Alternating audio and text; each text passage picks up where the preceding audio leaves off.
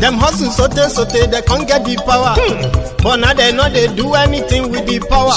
Every day, dollar, just they get the higher power. Over naira. Still them talk say, make we off mind. But thank God say, my ego don't come. So my people make you ladder. Oh, yo, yo, my ego don't come. Oh, yo, yo. My people make we shout. Oh, yo, yo, my ego don't come. Oh, yo, yo. My ego don't come, man of the masses. Oh, yo, yo. My ego don't come. Oh, yo, yo. My ego diary politico. Oh, yo, yo. My ego don't come. Oh, yo, yo. This one not they off in mind. Oh, yo, yo. My ego don't come. Oh, yo, yo. Person where they do evil, no one make person talk. Them say that my egun, that man too they talk. He too they talk. Say my egun diary, he they hot like pepper. But every day, then they take money in bulk. Woman picking, they the street they hawk. Still them talk say, make we no talk. But thank God say, my egun don't come. So my people make you laugh. Oh, yo, yo, my egun don't come. Oh, yo, yo. My people make you shout. Oh, yo, yo.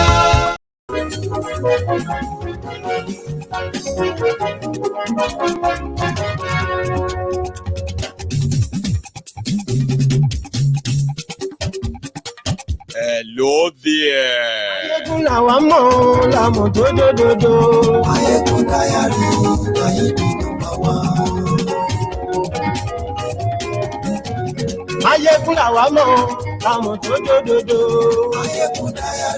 Good morning to you, good afternoon to you, and good evening to you from wherever you are watching from. This is Mayegun Live.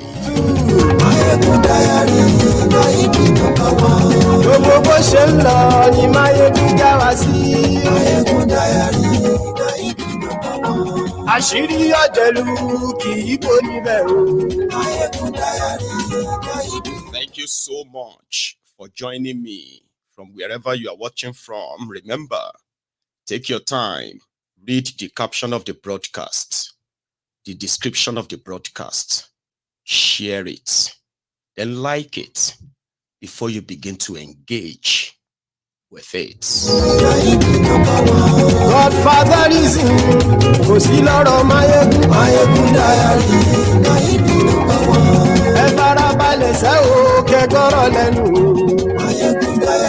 Akeredolu is yet to be brought back to Nigeria.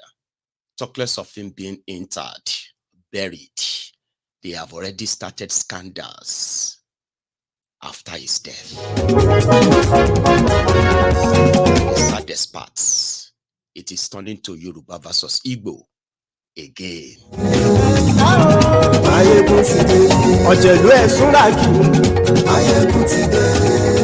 The ugly side of inter-ethnic, inter-religious, inter-tribal marriages in Nigeria, that if you really care about the future, you will watch this broadcast tonight.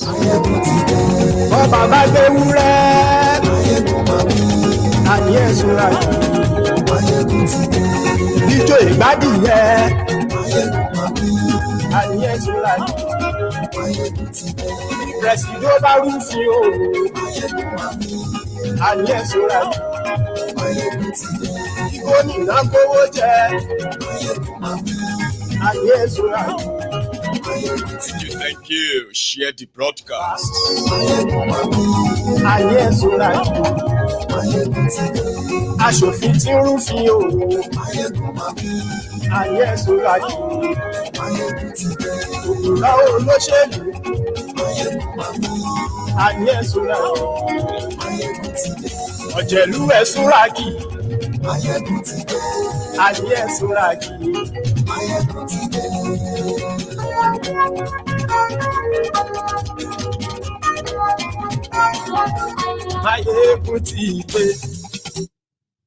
Motide.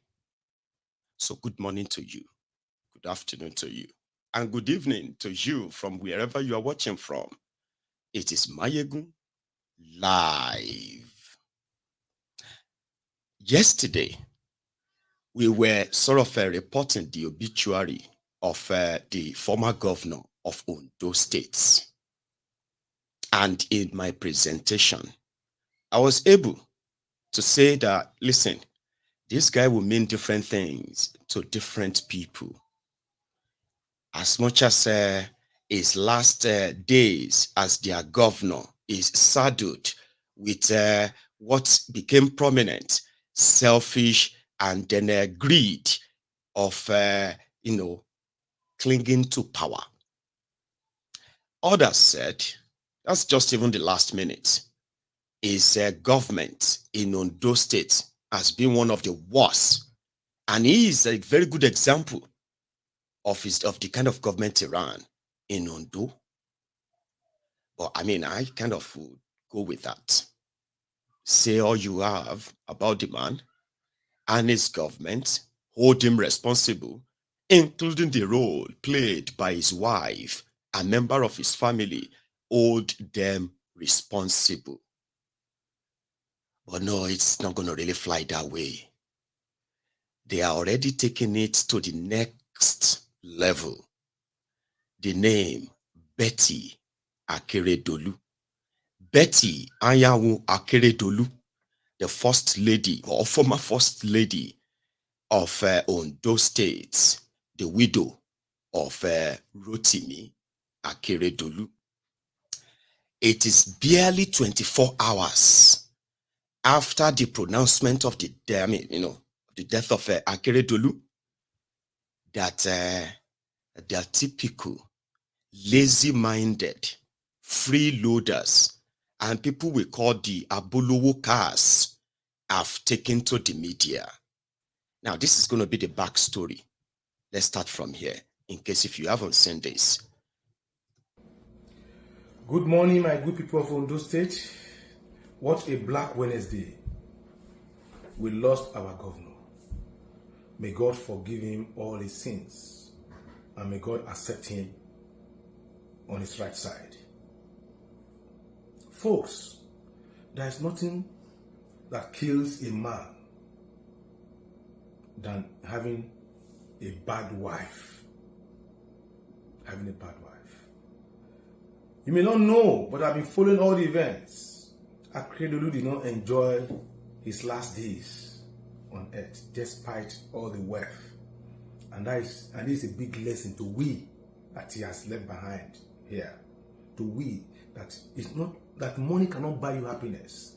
Money cannot buy death. Money cannot cure sickness except God Almighty. And this happens if you have a good wife by you. A wife that can intercede on your behalf. Either a Muslim or a Christian. When Ondo State were busy praying for Akeredolu, the wife said she does not believe in prayers. And today, where are we? And that is the fight I've been fighting for the past 7 years. That Akeredolu carried our state and gave it to his family. But thank God today, it has come to an end. It has come to an end. But it's a big lesson to all of us. It's a big lesson even to Betty herself. That she's acquiring the whole of everything in this earth.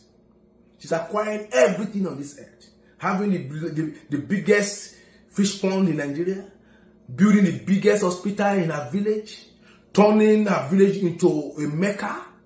Having choice properties across Nigeria. In Ore, in Ibadan, in Lagos. Building hotels. Buying houses. That is actually where we are going. The backstory. In Nigeria, all over Nigeria, once you become a governor of a state, you would automatically turn the state boss to your family boss. All of the 36 state governors in Nigeria and their family, they are those who have the key to the resources of their people in their different states. They steal the money belonging to their people, right, to buy properties all over Nigeria and all over the world. The looting of Nigeria is done by in part, and in this case, Akeredolu, the governor of Ondo State, happened to be what you can say probably a rich man in the midst of very, very, very poor people. Now let's roll it back a bit. You see, there is something in Nigeria that a lot of you watching me right now will probably agree that you've experienced either by yourselves or the people around you. You see, there is this mentality, especially the part I grew up in, which is the southern part of Nigeria. There is this mentality that when a rich member of the family, right, dies, there is always hidden animosity from members of his extended family against his wife. They usually blame the death of a rich man on his wives. It is not because they love the rich man. It is because of the wealth of the rich man that they felt like his wife and his family and their family are those who have been enjoying the man more than they should. They, the direct family members. So there is always this. I'm still coming to the part of being governor. That one is like big Plateau.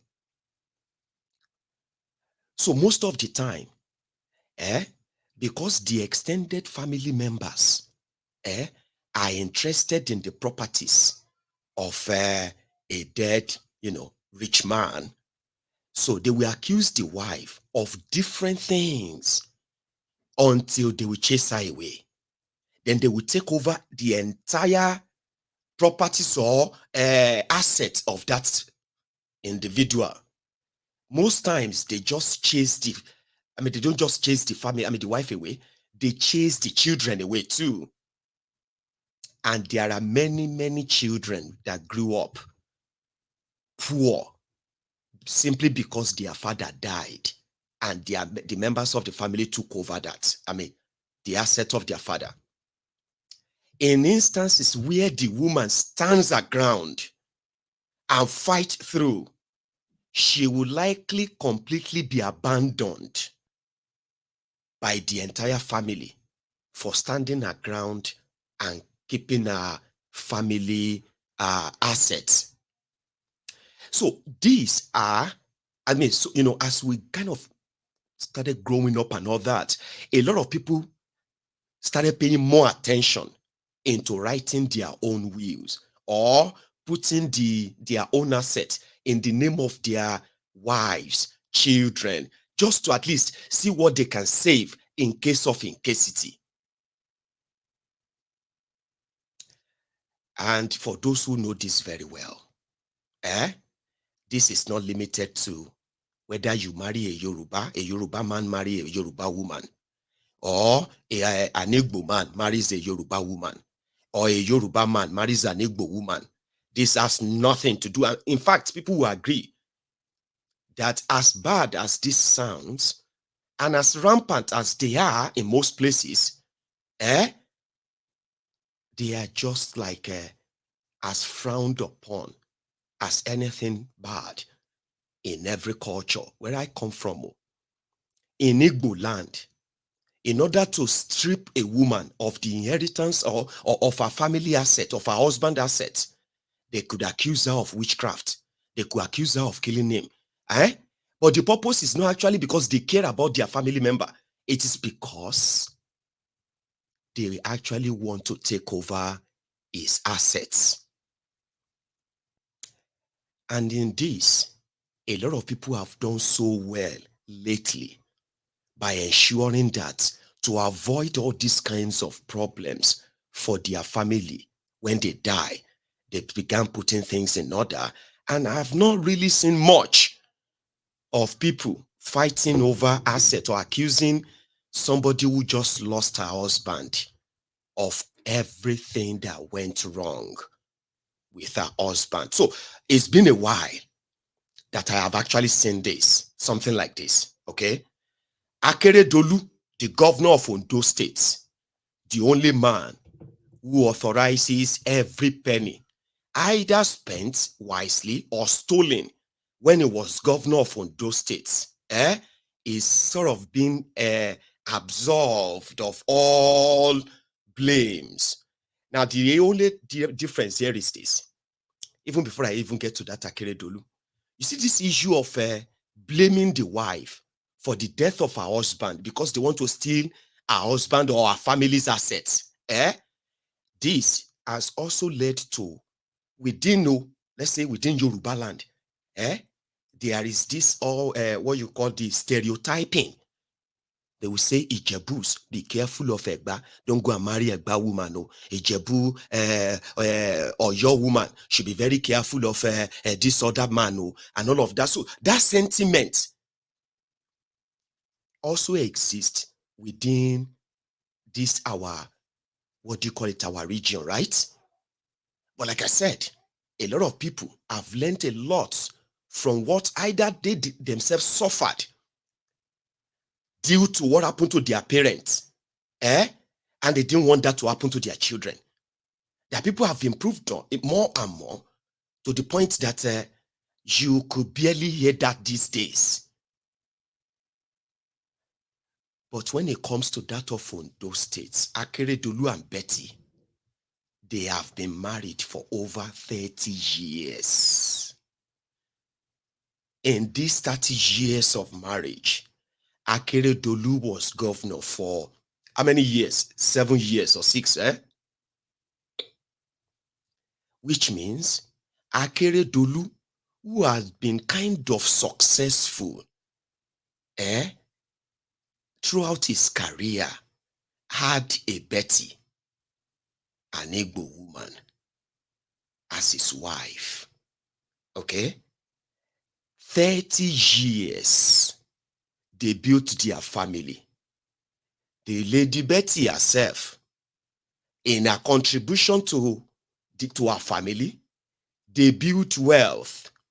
But nevertheless, Akeredolu, like every other rich man inside the flood of poverty lineage, is probably has been dealing with so many members of his immediate or extended or nuclear family who have somehow over the years, they've always probably suspecting Betty not letting them access their brother Akeredolu. But for 30 years, Akeredolu built a career that made him one of the sought-after constitutional lawyers in Nigeria. He became a senior advocate of nuisance, which is their senior rank in lawyer in Nigeria, in law. Then he also became the president of the Nigerian Bar Association, which is actually the pinnacle, the zenith of his career, right? He did all of this with an Igbo woman, who happened to be the mother of his children. They were raising their family. They were doing fine. Then they joined politics. Betty, like every other woman, took her place, the first lady. What is the difference between Betty and Remi Tifnumbu? She is the wife of Tifnumbu. Betty is the wife of Akeredolu. And they are both feeding fat on the public fund, living off it because it is what you let them do. And who signs all the check? Akeredolu, your governor. So they started milking on those states, like those before them and those that will come after them. Betty took her own chance too.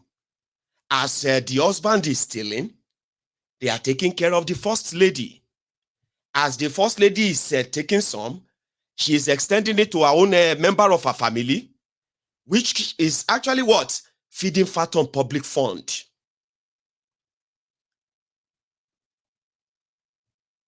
But that won't make any sense if they didn't say, oh, you know she is Igbo. She never let us get closer to our brother. When our brother became sick, we decided to pray for him.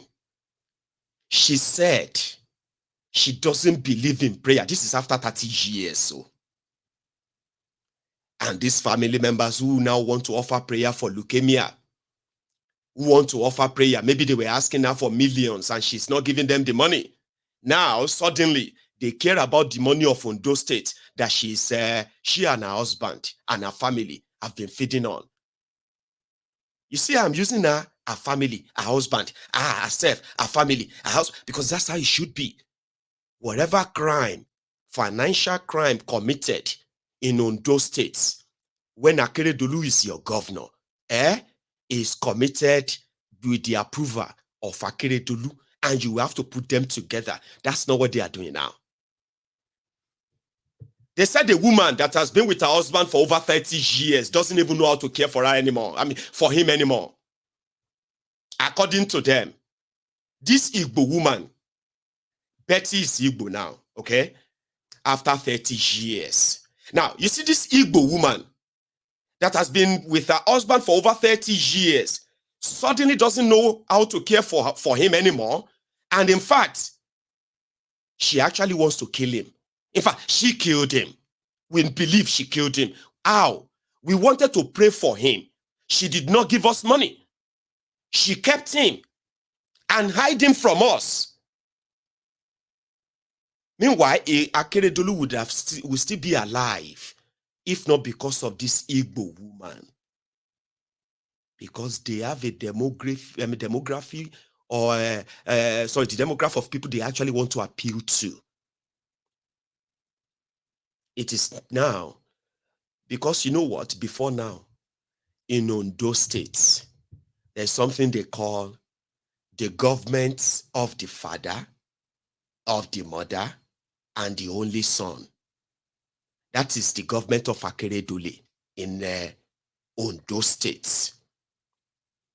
Akeredolu, the chief, the man in charge, who assembled the team, the commissioners, the PAs, this, that, and he's been signing all the billions out there while the rest of Ondo State are languishing. You know that. These guys have now they are trying to push Akeredolu aside. And Betty is responsible for the looting of Ondo State, according to that lunatic you saw on your screen earlier. You know what I mean? Now, you have to be very careful of the wife. Oh. The type of woman you marry. He didn't stop there. He went on to say, Betty is an Igbo woman. And Igbos, they love money. And because of money, she did not care for her husband. She was more interested in looting. Meanwhile, the same woman has no chance of assigning any money. They know that. But they were appealing to their bigoted runukus. Because the politics of, the politics of tribal, ethnic, and religious division is the basic doctrine of the APC, Egbekegbe, that Akeredolu looted Ondo, underdeveloped Ondo, and destroyed Ondo State, is because Akeredolu has an Igbo wife. That is their narrative. According to them, Betty has the biggest fish pond in Nigeria. Somebody feels like, wow, that fish pond was supposed to be our family fish pond. We must collect that fish pond from her. It belonged to our brother. She has properties all over Nigeria. Not that Akeredolu has properties all over Nigeria and abroad. No, Betty has it. Akeredolu doesn't. I'll replay that for you. The full clip. Let's watch it. And I want you to please remember something. I am not here, okay, to defend Betty or make her look good to all of you. No. I am here to expose the hidden cryptic message that the people like this actually represent. And I want you to actually reflect that in your lives. In Nigeria today, there is chaos everywhere. There is clashes of clashes of identity everywhere right now. Okay, in northern Nigeria, you have the Hausas, you have the Kanuris, you have other ethnic nationalities from northern Nigeria. In the middle belt part of Nigeria, you have the Anaks, you have the TVs, you have the as you have all those tribes as well in this middle belt part of Nigeria. Today, the confusion in northern Nigeria is that you'll be hearing Hausa Fulani, Hausa Fulani, Hausa Fulani. There's nothing called Hausa Fulani, but they have actually created Hausa Fulani. Because when you see an Hausa, supposed Hausa, you will see that the mother is Fulani, or the father is Fulani, the mother is Hausa. So they created that impression that a confused identity that, in fact, should have been a plus. They call it diversity. When you mix like that, you create diversity. It simply means there will be no way in the world that you will come after one another and start killing yourselves when you have already intermarried. Sure, you understand now? But meanwhile, the politically divided Nigeria is not telling you the ugly side of that diversity they told you. The Igbos marrying Yorubas, the Hausas marrying Yorubas, Yorubas marrying Fulanis, Fulanis marrying Igbos, Igbos marrying Ijos, and all of that stuff. So what are the kind of flock of people they are supposed to be breeding? They were supposed to be breeding the real supposed Nigerians, the ones that have intertwined by blood, by everything. That should have been the plus of the diversity, Abi. No, it is not. The ugly part of it they are not telling you is that, in fact, as for over, let's say, for the past 30, 40 years, that people have sort of mingled and mixed and, in fact, intermarried for so long that they have grown generation of, supposed Nigerians who have connections to almost every part of Nigeria. Sure, you understand? As that should have sustained and possibly wiped out the hatred and then the division that you currently see in Nigeria today. The reason why it is not working is because while that was taking place, the real agenda of the Fulani jihadists in Nigeria is that of subjugation. So once they said your blood is tainted, then you don't deserve to live. Do you understand that? So all they need is an excuse. And that is happening in northern Nigeria now.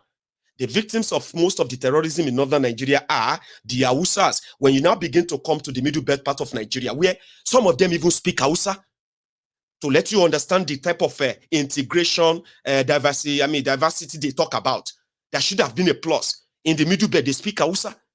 But there are Fulanis who also speak Hausas that are harmed, and they are slaughtering them and clearing them. And they are asking, why? They said, because they are not probably of the real blood enough. They want them out. They want the land. In Yoruba land of today, we have especially in southern Nigeria, where people have intermarried. Now we have a set of rogues who are attacking Igbos, who are looking at their fellow Yorubas and saying they don't look Yoruba enough, all for politics. They are so armed that they were announcing to everybody that if you are Igbo, do not come out. If you come out here, you will be killed. So we have those who are also brewing now. And if all of us, imagine those of you who are the Yoruba mother, Igbo father, Igbo mother, Yoruba father, and the rest of those families that you have raised, a lot of you in relationship right now, you are going to give birth to children who are going to have to exist in the world that these criminals are currently creating.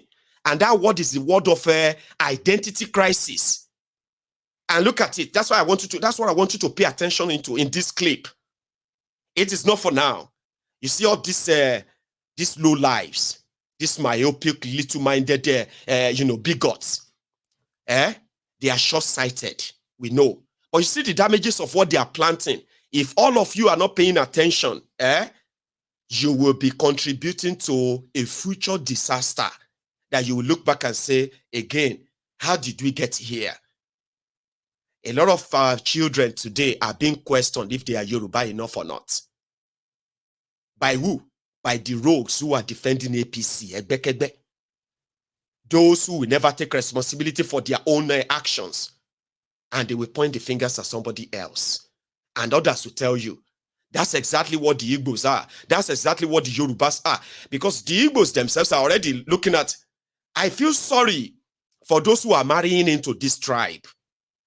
And at the same time, we have this element of bigots who are also saying, the Yorubas, we feel sorry for you who are marrying into the Igbos. Because of what? Because of a woman, Igbo woman, that marries a Yoruba man. They found themselves in political office. They took the chance and looted their people, right? The Yoruba man is dead. And in order not to take responsibility, an Igbo woman who is part of that is now going to have, the entire Igbo people are now going to be blamed for whatever money Betty took from Ondo. Do you get that now? Betty is now Igbo. All of the Igbos, they are Betty. But all the Yorubas, they are not Akeredolu. Do you see that? All of us, the Yorubas, we are not Akeredolu. But all of the Igbos, they are Betty. Can you trace the pattern? That is my message tonight. Let's listen again. Good morning, my good people of Ondo State. What a Black Wednesday. We lost our governor.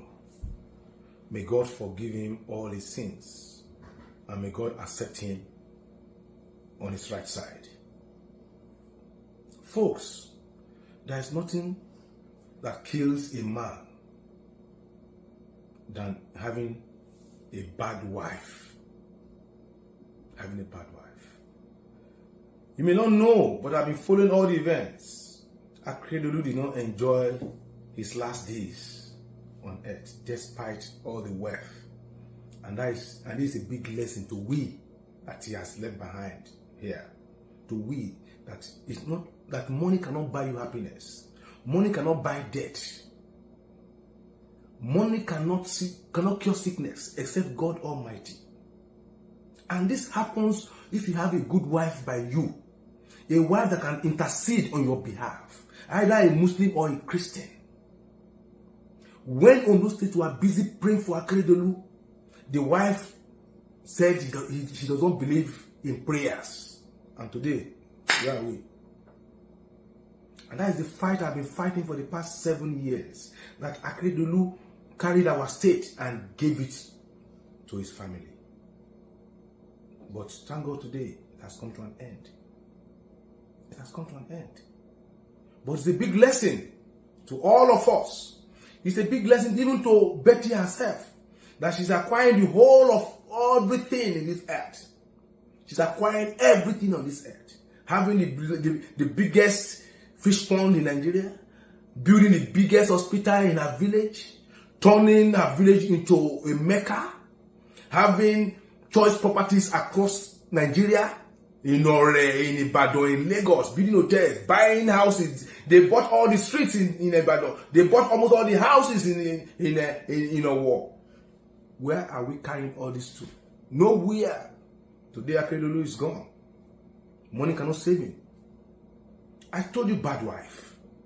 When Akeredolu came back from Germany, Betty purposely brought him because of the economic looting in Ondo State. He brought Akeredolu just as a decoy for him to steal from Ondo State, and he stole heavily. And he abandoned Akeredolu in Ibadan. The 3 caregivers given to Akeredolu, do you know that they were not even paid their salaries? 2 of them left. That was the reason why they took Akeredolu to Lagos to go and stay with the brother. I can tell you that Akeredolu family are not happy with Betty at all. When Akeredolu was with the brother in Lagos, when things start getting worse, that was when they were planning to take him out of the country for the second time to Germany. I was aware until Asiwaju was able to give them an ambulance. When they beckoned at this same wife, that Akeredolu brought to limelight through the office of the First Lady of Ondo State. She declined going. She didn't go. It was his daughter, Mrs. Rusewe, the daughter of Akeredolu, that followed them to Germany. She didn't go. She stayed behind. She came back to Ondo State. She's trying to still rake money. It's just all about money, money. She abandoned the husband. I'm sure Akeredolu, when she went on his way to Germany, he will regret it. That, oh my God, so this woman is not there with me.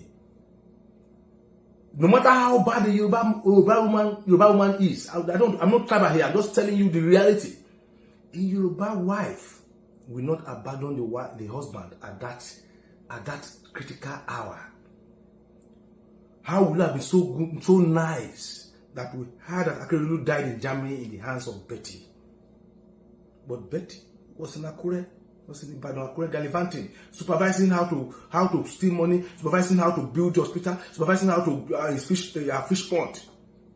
When she heard that Akete is gone. This is a big lesson. May our children not marry from the wrong tribe and from the wrong family. This is a big lesson to all of us. And I will say again, congratulations to those two people. Not congratulations that Akete died though, because we all died. I'm not happy that he died. No. But congratulations that the bondage that Betty tied us and the song is broken. The shackle is broken. They don't care. The son was clubbing in Lagos, clubbing in Abuja. Doesn't care. The father was this. The mother too was everywhere, holding meetings up and down, still responding on social media when your husband is in critical condition. May the soul of Akeredolu rest in peace. And I think our people, you know more than me about this woman. But I am employing this. I'm saying this. Akeredolu is gone.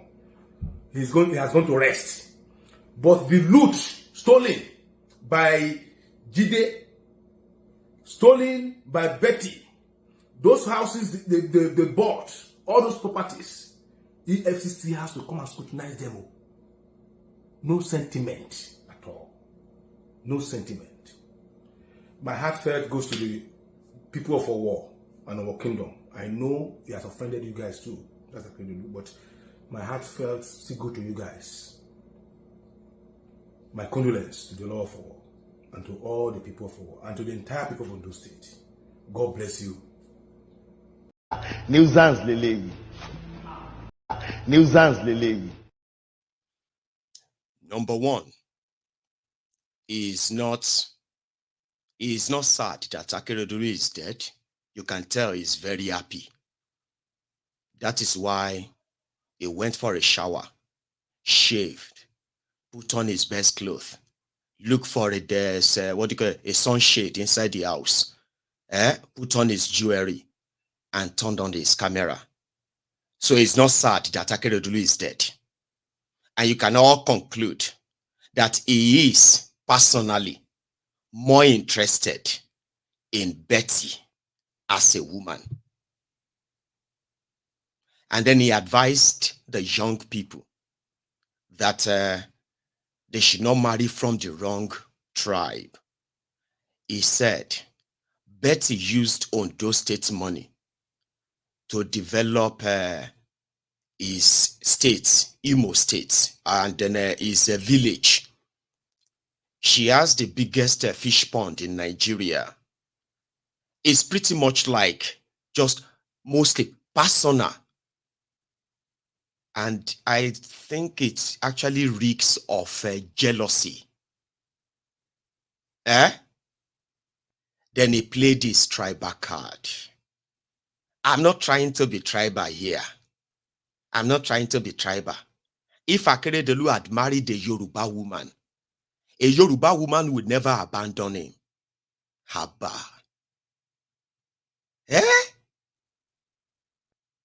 Somebody will get sense inside that head. Brain inside that head. Of course, everybody knows what they are doing now. Everyone knows what they are doing.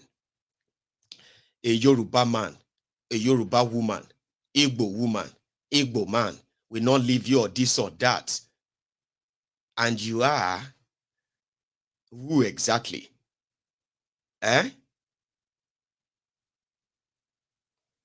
Like I said, you can't hold the effort for Betty herself.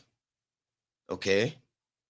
Whatever they said that she's done, steal money and all of that stuff. Oh yeah, she probably did them. Or kill her own husband and then take the responsibility for Akeredolu's mismanagement of Ondo State, and then turn that into Igbo Yoruba of a thing. And somebody made a video about that, and it's been the conversation. And that is why you are watching this tonight. Number one, just like I told you, you see this kind of a situation. Let's even kind of let's agree for a sec that because Betty did not go with Akeredolu back to Germany was because she wanted to go and steal money. Number one, practically, that doesn't make any sense. Do you understand? Because steal money, like they housed money in Ondo, that she just had to get some trucks and go and pack money. I don't understand that, right?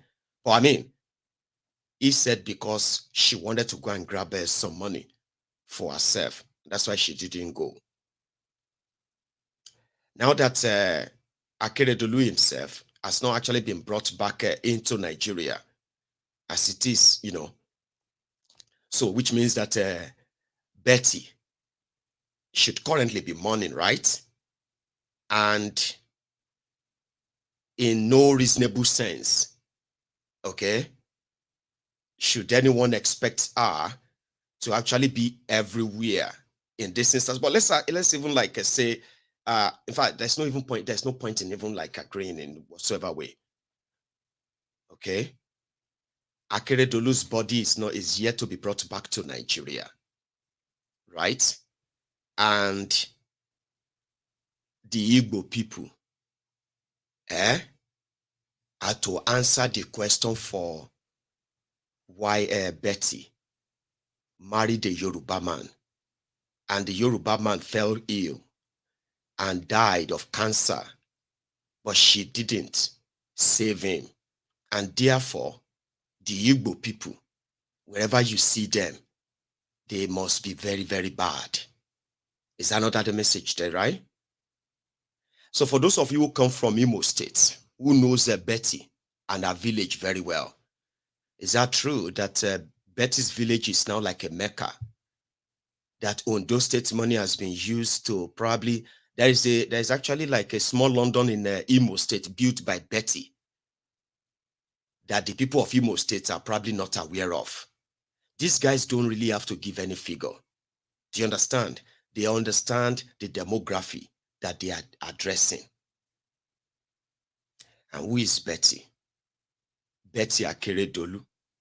And why does it seem like they all have something against her or something to say about her? The first time I kind of heard her, she was fighting because she was rigged out of APC senatorial primary election in Imo State. She wanted to be senator in Imo State as the first lady. So she was rigged out and she was complaining. I think that was the first time I saw her. Are we holding this election or not? And I said, what we witnessed in the past 2 days were kangaroo elections, state assembly. And I thought, okay, the governor can do anything with the state assembly. But national, this is a very important legislative house. You don't joke with it. But lo and behold, yesterday, they asked somebody, all the aspirants, to step down for one, I don't know whether to say unpopular, because he just collected his form maybe 3 days ago. What is his name now? Who is this person? Please, I don't know. You can't do that to me. You cannot. I'm an advocate. What's your demand? We must vote. If I lose, I will lose gallantly. I will support my brother Sungwa Jema. I know I'm consensus. Consensus is not in my diary because I knew I worked hard to win this election. Let us swallow the election. That's Betty, ladies and gentlemen. So just in case if you want to have the context of who is this first lady they are talking about, she lived all her life. She's probably born in Yoruba land too. Anyway, she lived all her life in Yoruba land and traveling with her husband, building a family, and she kind of, like a typical Yoruba woman who is red, like, I'm not going to agree. Don't think because I'm the first lady of a place and you're going to come and cheat me in an election. That's Betty. She's a woman. She doesn't represent Igbos. She represents herself and the typical Nigerian elites, chancers, opportunists, pickpockets, scavengers, scroungers. And she does fight dirty too, especially when it comes to the women locking around her husband. Oh, she doesn't take that easy. In fact, she believes that her husband